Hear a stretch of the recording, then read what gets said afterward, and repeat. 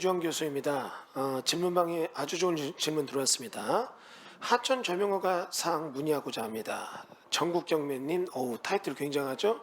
전국경매님, 읽어볼까요? 안녕하세요. 늘 좋은 강의 잘 듣고 있습니다. 하지만 토지는 늘 어렵네요. 저도 어렵습니다. 질문 2019-16188 숙박설 낙찰받았습니다. 축하드립니다.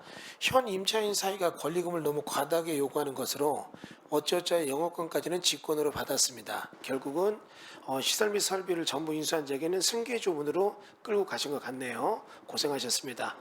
말 못할 고민 많고 엄청 힘들었을 것 같아요.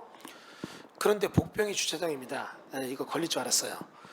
주차장을 쓰고 있는 부지가 하천 부지로서 하천 전용허가 받은 사람은 옆 숙박시설 185의 6번지 현재 낙찰받은 물건의 사이가 카운트를 보고 있음. 소유자가 하천 전용을 받았다고 합니다. 질문하고자 하는 요지는 185의 5번지 주차장 시설을 쓸 수가 없는지 만약 쓰고자 한다면 현 주차장으로 쓰고 있는 부분에 대해서 하천 점유가를 직권 말소하고 다시금 하천 점유를 받을 수 있는지입니다.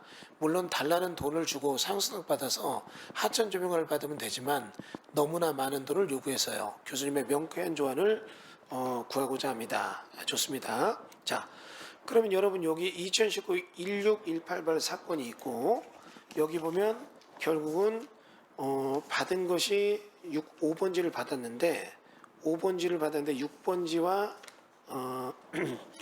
185의 6번지 위에 카운터 보고 있다 이렇게 돼 있는데 5번지를 낙찰받았고 6번지에 옆에 있는 쪽이랑 싸울 때 요거 어떤 부분에 문제점이 있나 좀 알고 싶다 이런 얘기 같은데요. 자, 그러면 여기 지금 보시면 요 도로가 나오고 토지용계가 나옵니다. 지금 감정평가에서 보면 현재 주차장 부지를 보험 건물의 금액산지 포함을 하였더라고요. 저희는 2002년 8월에 낙찰받았고 그전 옆일지에서 7월에 하천 부지 전용 허가를 받았는데 서류 진행 중 물건에 감정가가 포함되어 있음에도 다른 사람이 먼저 하천 부지 전용 허가를 신청받아서 할 수 있는지요? 이게 나오고 있네요. 자, 그러면 지금 들어가는 입구 좌측이 저희 받은 물건이고 우측이 옆일지의 주차장 물건입니다. 자, 그러면 요거에 대해서 내용을 한번 보도록 할까요?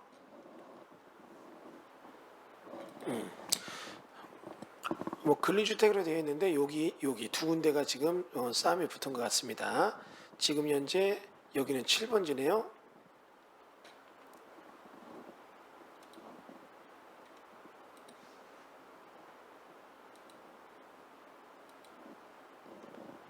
여기가 이제 5번지고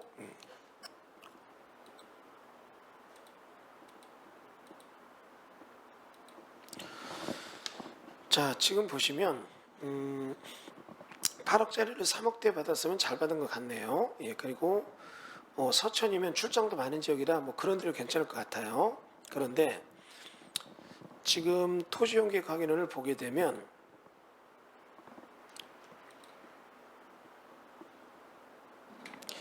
여기 번지고 6번지가 여기 있으면 앞쪽이 제방이잖아요. 제방인데 지금 우리가 보시는 것처럼 제방은 도로인가? 이게 애매하죠. 여러분, 제방은 원래 도로가 아닌데 이 제방을 관리하는 부서가 있어요. 하천가라든지 이런 항만도시나 바닷가에 접한되는 해안청, 해안부 뭐 이런 데가 따로 있어요. 그럼 그쪽에서 제방을 관리하게 되는데 이 제방은 도로가 아니지만 담당 관리부서에서 요거를 위에 차낸다는 얘기예요. 그러니까 눈으로 보면 도로가 맞지만 건축법상 도로는 아니에요. 그러나 여기 옆에 부지를 이걸 도로로 해서 개발해드려도 특별한 피해가 없다고 인정하고 협의하고 동의하면 그때는 얘들은 도로가 인정돼서 건물을 짓습니다. 재밌는 건 가만히 보니까 여기서 지금 문제가 되는 것은 어느 부분에 문제를 잡고 있냐면 요쪽에 대한 부분의 요얘기랑 요쪽에 대한 요얘기가 아주 공교롭게 걸린 요 땅에 대한 얘기 같아요. 다시 보는 것처럼 아주 미세한 땅이 있는데 이러한 미세한 땅에 대해서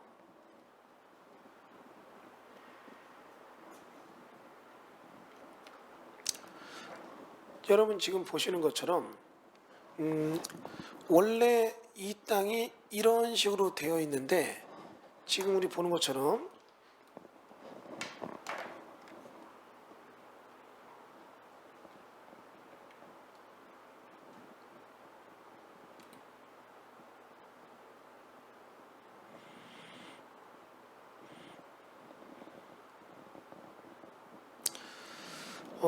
두 개 선이 일치가 안 되는 거예요. 지금 이쪽 선이 있고 이쪽 선이 두 개가 일치가 안 되니까 이 중에 대해서 지금 여기 내가 5번지를 받았는데 옆에 번지가 6번지고 여기에 대해서 이쪽이 지금 현재 이 제방에 대해서 하천 점용허가를 이쪽에서 받았다는 얘기잖아요.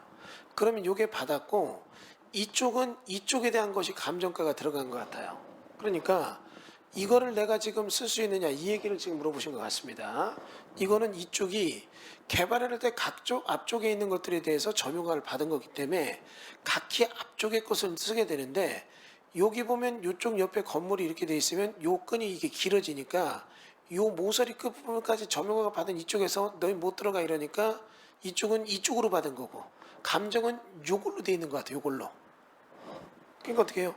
이쪽 부분에 대한 것들에 대한 얘기로 내가 필지가 있으면 앞쪽에 대한 걸 받은 거고 결국은 그럼 이쪽 분은 이쪽이 요거에 대한 얘기를 쭉 받았다면 얘가 이렇게 해서 여기 여기서 이렇게 들어갈 때 여기가 떨어졌지만 요거에 대한 것을 점용허가 받아 일로 들어가게 된다면 얘들이 이걸 쓰는 거고 요 선이 짧지만 이게 길게 여기까지 짧게 길게 돼 있는 거죠. 아주 폭이 좁게. 그러면 이쪽 옆에는 여기가 얘들이 이걸 못 들어가게 한다 못 들어가는 게 맞아요.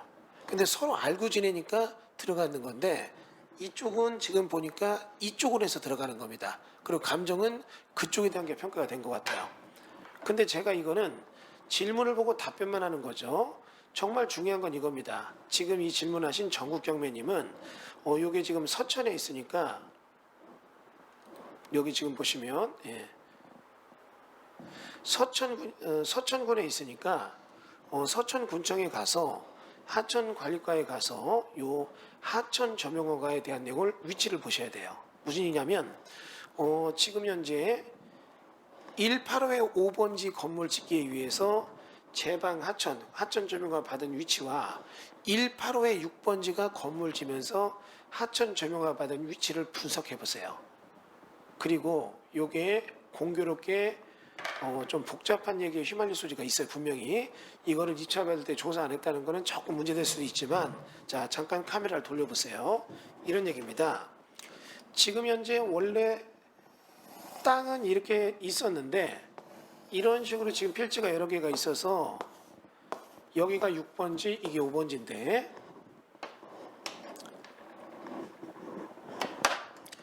여기에 지금 현재 하천에 대한 얘기의 제방이 이런 식으로 지나갔다면 정말 복잡해질 수 있어요. 감정한 거는 이쪽에 하천이 있으면 제방이 있어요. 이게 제방, 하천 위에 제방이 있고 제방이라는 거에 대한 것이 쌓여있을 때 얘는 요거에 대해서 이쪽 부분에 대한 게 점용을 받았다는 게 5번지 권리고 6번지는 이쪽을 이렇게 받았다면 건물이 여기 이런 식으로 두 개가 있다는 얘기 이렇게. 그럼 여기 주차장으로 쓴다면 얘네는 자기들이 점용허가 받은 부분을 일로 들어가고 쓰는 게 문제가 없는데 이쪽 부분을 주차장으로 쓰려면 이쪽은 어떻게 해요? 이 부분이 내가 점용 우리가 받은 거야 이렇게 억지 주장을 한다면 그러면 이분들은 차가 이렇게 들어가야 되는 복잡한 경우의 변수에 빠지는 겁니다. 그러니까 머릿속에 기억하셔야 돼요. 전국경매님이 공법경매 사관학과 재수업 들었다면 이거에 대해서 들어가기 전에 위험 분석을 했을 거예요. 이게 지금 위험한지 안 한지는 직접 전화해서 보면 우리가 알지만 우리가 거기까지는 안 합니다. 여러분 우리는 이럴 때는 이렇게 알아보세요. 이걸 목적으로 강의를 하는 거거든요. 근데 이건 이제 여러분한테 어디다 무엇을 물어보고 알아봐야 되는가 이걸 설명하는 강의니까. 그러면 서천군청에 가보면 이 하천에 대한 주문관측 분명히 있어요. 지자체마다 명칭이 달라요. 부서 명칭이. 거기에 전화해서 나 지금 185의 5번지 수방시설 경매를 받은 사람인데 요 제방에 대한 하천 점용허가 여부가 어느 면으로 우리 부지와 전면을 접해 있느냐 물어봤더니 그쪽에서 이런 얘기할 때가 황당하죠. 아 그거요. 지금 선생님이 받은 전면은 여기만이 전면입니다. 이렇게 되면 여기는 그럼 누가 받은 겁니까 하면 여기에 대한 전면은 점용허가는 6번지가 이렇게 받은 겁니다. 이러면 차가 공교롭게 이렇게 돌아와서 들고 나야 되는 게 맞아요. 이거 복잡해집니다. 그러니까 하천 점용허가를 누가 어느 부위에 어떤 면까지를 받았느냐 이걸 꼭 확인해 봐야 돼요. 머릿속에 기억하세요. 도로가 접한 땅은 여기서 개발하는 건 도로로 보는 건 되는 거지만 하천을 도로로 바꾼 거예요. 도로 기능을 쓰고 이게 도로화돼서 공법적 개발을 인정해 줄 때는 이쪽 부서가 인정해 준 거고 인정에 대한 별도의 행정적 절차를 얻은 거거든요. 이런 행정적 절차가 어느 쪽에서 어느 면으로 어느 필지가 받았나 그 부분간 구간에 대한 조사가 선행돼야 돼요. 근데 그게 지금 조사했을 때 다행히 5번지는 이 전면을 5번지가 받았다. 그래서 하천 조명에 대한 전면부 구간이 이런 식으로 연결된다면 여기 우리 전국경매님은 전혀 6번지 사람한테 꿀릴 게 없어요. 그 사이가 아니라 사이 아버님에도 꿀릴 게 없어요. 그러나 만약에 하천 조명에 대한 얘기에 6번지가 여기 있는 땅을 이렇게 길게 해서 여기까지 눌러버렸다면 이때는 좀 복잡해질 수 있으니까 점용허가에 대한 얘기를 받아야, 그러니까 감정서에는 점용허가 나올 수 있습니다. 근데 그걸 보고 이쪽 점용허가 받은 걸 갖고 여기까지 받은 걸로 오인하면 안 되는 겁니다. 점용허가에 대한 얘기가 나왔다고 되니까 그걸 주장을 쓴다면 점용허가에 대한 내용이 어느 구간에 어느 변으로 됐는가 봐야 되고 또 이게 전체적으로 같이 다 공유가 된 거라면 공유가 됐다면 이거는 사실 공유적인 개념으로 쓰는 거거든요. 그러니까 너가 전체 점용허가를 둘이 이렇게 받고 둘이 비용을 얼마씩 냈다면 그때는 위치를 확정할 수는 없는 거예요. 이때는 서로 잘 협의해야 되는 거고 협의가 안 된다 하더라도 저쪽에서 이걸 막 막거나 이럴 수가 없습니다. 그러니까 그건 좀 다행인데 최악의 시나리오는 우리 쪽은 점용에 대한 부분의 구간이 짧고 저쪽이 넓을 때는 이쪽 점용면에 주차장 들어가는 쪽이 차단돼 버리면 조금 골치가 벌어질 수 있으니까 이 내용을 빨리 확인해 보는 게 좋습니다. 여러분이 경매를 받을 때는 제 방은 도로가 아니다. 이게 도로화될 때 도로화된 기여도 원인이 무엇이냐 이거 조사하는 거 꼭 하셔야 됩니다. 공법경매 사과는 수업할 땐 제가 짝퉁도로라고 해서 제 방은 도로가 아니다. 그 수업을 해서 이 수업 중 이 영상 보시는 분 중에 공법경매 사과는 수강생들은 이 얘기를 다 하실 겁니다. 근데 이제 거기까지 안 듣고 연회원만 들으신 분들은 이럴 때가 이게 한계죠. 아무튼 잘 해결되기를 바라면서 앞쪽에 로드뷰로 볼 때 자 이쪽 영상 보세요. 앞쪽에 로드뷰로 볼 때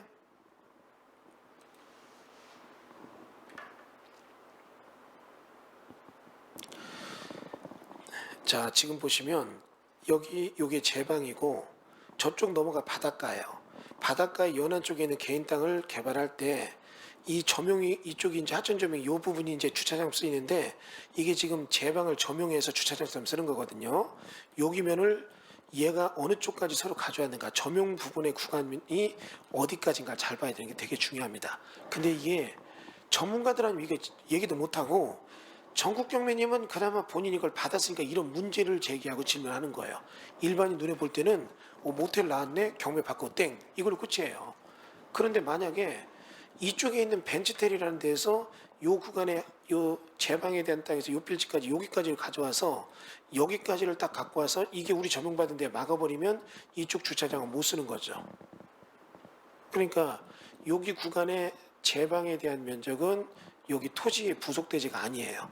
점용받은 자가 쓰는 건데 제방을 점용허가 받은 쪽이 누구냐 그리고 점용받은 부위가 어디까지냐 이거를 꼭 확인하시기 바랍니다. 아시겠죠? 머릿속에 기억하세요. 제방은 도로인가? 자, 제방은 도로가 아닙니다. 뚝방인가? 여지껏 이런 해석은 없었다. 이거 해석 잘하세요. 질문도 정말 굉장히 본인이 집중돼서 질문한 거예요. 이런 걸 했으니까. 근데 일반인 눈에는 이런 거 받을 때 그냥 모텔, 도로변에 접한 모텔이지 이게 문제 있다는 생각조차 안 해요. 그러니까 여러분이 공법경매 사과는 들은 사람과 안 들은 사람 이런 거 딱 볼 때 틀려요. 앞에 도로가 있으면 도로를 띄워봐라. 이게 소유권이 누구 거니까 지목이 뭐냐? 도로가 아니라 제방 구가 질 때는 어떻게 해석하라. 이 해석법 얘기했었잖아요. 이게 이제 그런 전형적인 예입니다. 아시겠죠? 예. 자, 여기까지 설명드렸습니다. 감사합니다. 잘 해결되기 바라겠습니다.